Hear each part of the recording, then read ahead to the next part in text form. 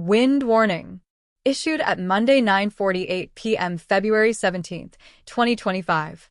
Issued by Environment and Climate Change Canada. Description.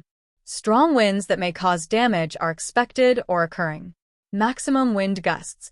Westerly up to 90 kilometers per hour. Locations.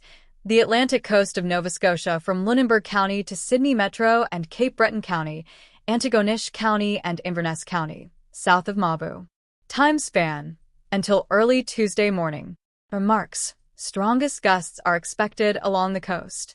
For Antigonish and Inverness counties, winds are expected to reintensify later this evening. Hashtag.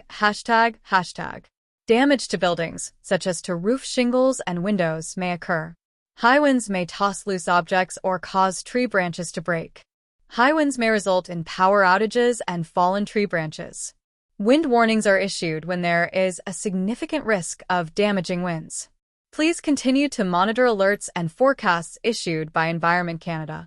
To report severe weather, send an email to nstorm@ec.gc.ca or post reports on X using hashtag NSStorm.